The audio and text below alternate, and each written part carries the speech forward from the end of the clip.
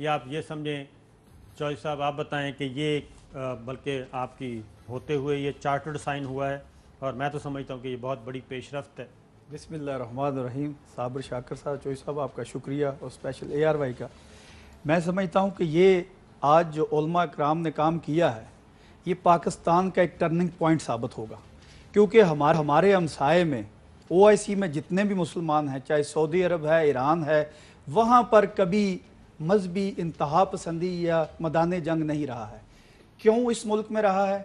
इसकी सबसे बड़ी ये आजकल तो सोशल मीडिया पे एक रिटायर इंडियन मेजर जो है वो ओपन कह रहा है कि हमने इनके मौलवियों को इनके हलाकों में जाकर ये जो लोगों को पैसे देकर ये काम करा रहे हैं।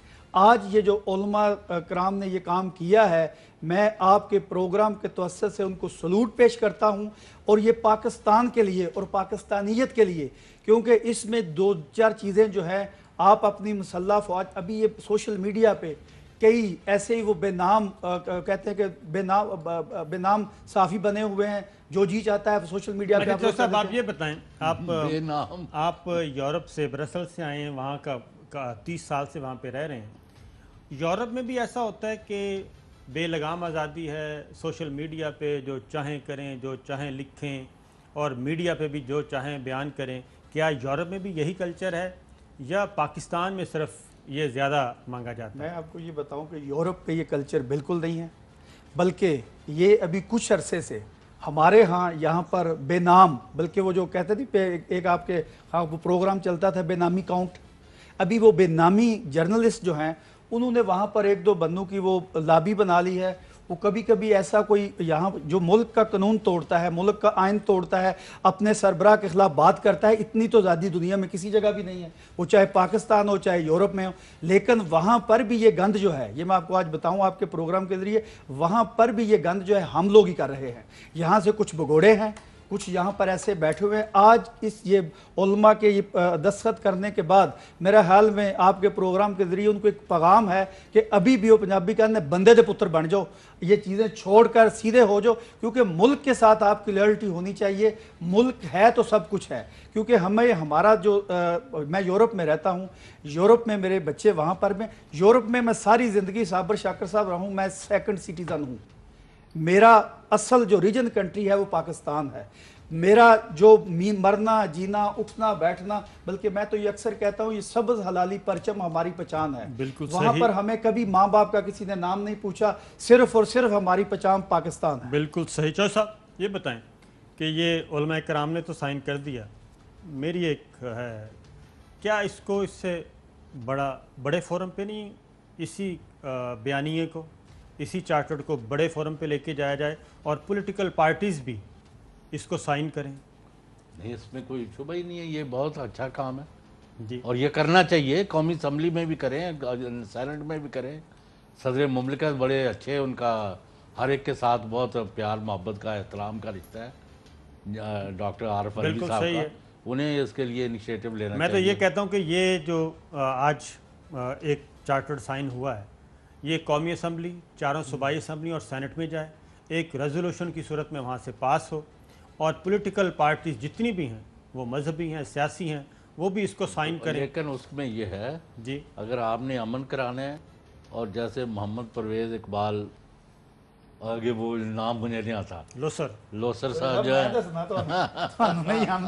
हाँ जी, तो वो जो लोसर साहब जो है ना, वो भी सुन ले और आप भी सुन। जब तक कोई शिया जो ट्रांसग्रेस करे, जो वायलेशन करे, उसके गले में पटका नहीं डालता, शिया कम्युनिटी नहीं डालती। जी बिल्कुल। या सुन्नी जो है, हम अपने सुन्नी को नहीं पकड़ते, या दूसरे, तो ये काम नहीं रुकेगा। पहले आप उनको इनकरेज करना बंद करें और उनको मुसलमान समझें और मुसलमानों के तौर पर लेके चलें। और ये करारदादों से और सिर्फ असम्बली से और वहाँ से नहीं होना।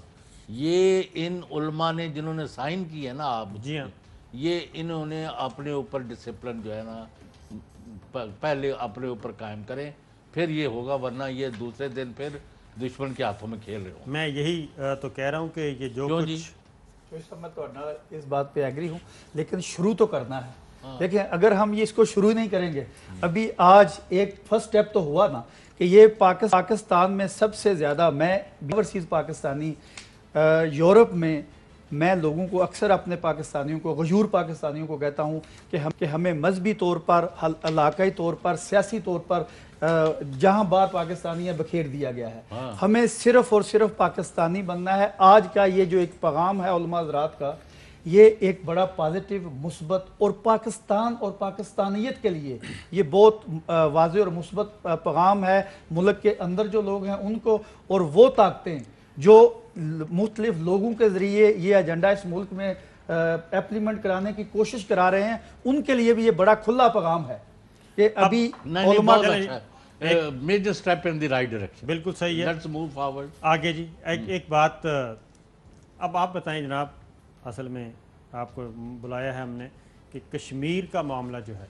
यूरोपीय यूनियन में 18 ममालिक तक आपने पहुंचाया और नॉन पॉलिटिकल हो के आप वहाँ पे एक पाकिस्तान के सफ़ीर के तौर पे काम कर रहे हैं, तो क्या कोई है, थोड़ी सी सोच बदली है यूरोपीय यूनियन की और इन मुल्कों की, या फिर हम किसी खुशफहमी में मुब्तला हैं?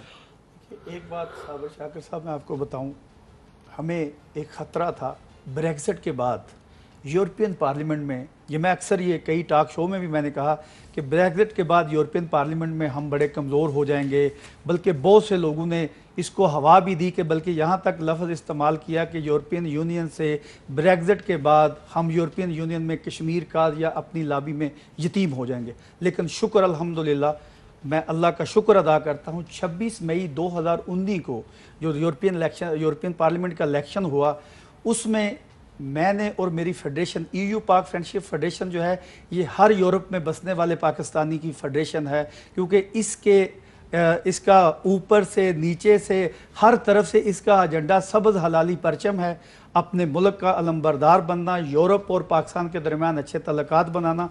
उसके बाद जब ये ब्रेक्सिट हो गया तो जो यूरोपियन पार्लियामेंट का पहला सेशन हुआ, जो इन कैमरा हुआ, उसमें तीसरे नंबर पे जो सवाल था वो कश्मीर का था।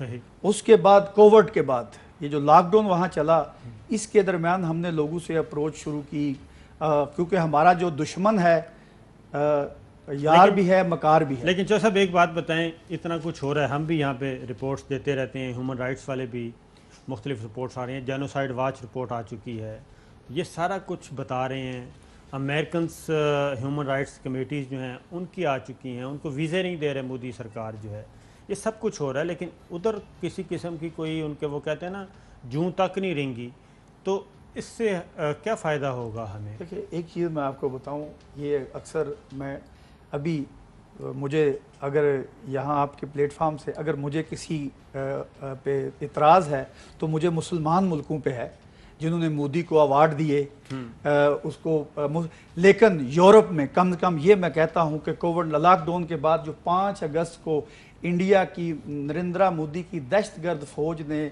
दहशतगर्द उसकी RSS ने जो कदम उठाया, यूरोप में कम से कम उसके ऊपर आवाज़ उठी।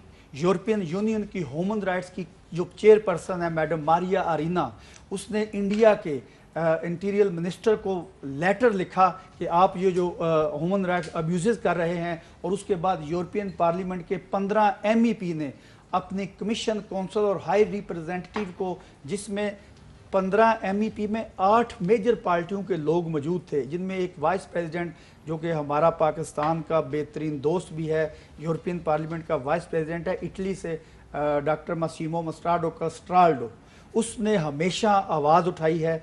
और अभी ये जो उनकी, आपने कहा कि जूं तक नहीं रेंग रही है, देखें नरेंद्र मोदी एक डीठ मिट्टी है ये, लेकिन ये इंडिया को ले डूबेगा और ले डूब रहा है इंटरनेशनल। फर्दर आप क्या सोच रहे हैं, आपकी फेडरेशन क्या सोच रही है कि किस तरीके से इसको, और दूसरा ये भी बताएं कि पाकिस्तान की गवर्नमेंट से भी आप मुतमिन हैं, वज़ीर ख़ारजा से मिले, वज़ीर आज़म से मिले, ये यहाँ भी कुछ हो रहा है या बस? देखिए मैं आपको ज़बानी जमा खर्च है। वज़ीर आज़म साहब को मैं पिछली बार भी मिला, इस दफ़ा मेरा मिलने का सिर्फ 1 पॉइंट एजेंडा था।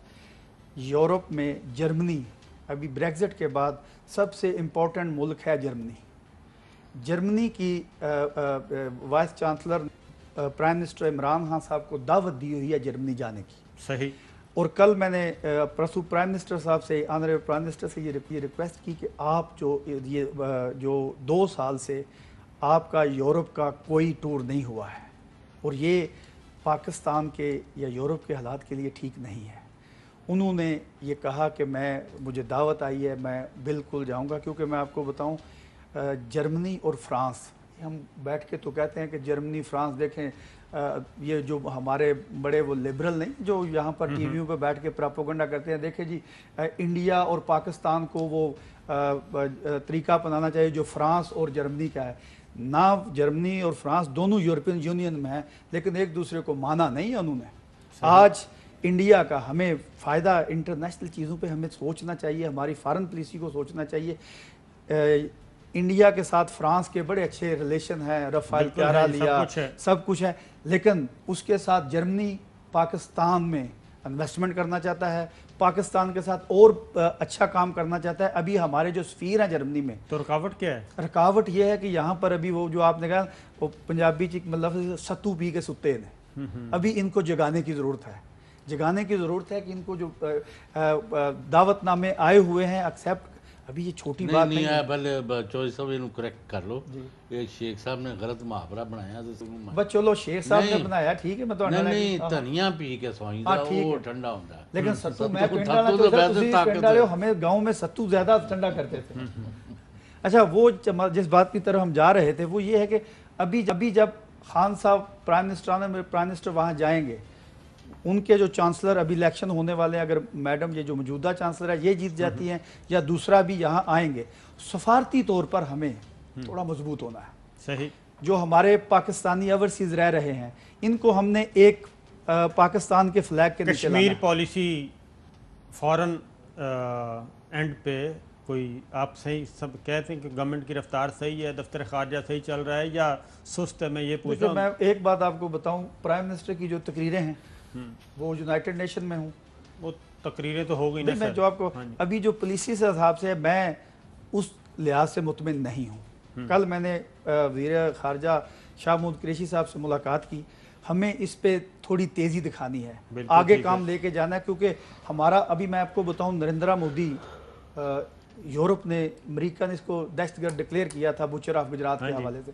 अभी ये रात को अमेरिका होता था, वहाँ से सुबह ये पहुँच जाता था इटली, अगले दिन ये स्पेन होता था, अगले दिन ये बेल्जियम था। हमारे जो प्राइम मिनिस्टर साहब हैं या फॉरेन मिनिस्टर साहब हैं ना, उनको भी यही करना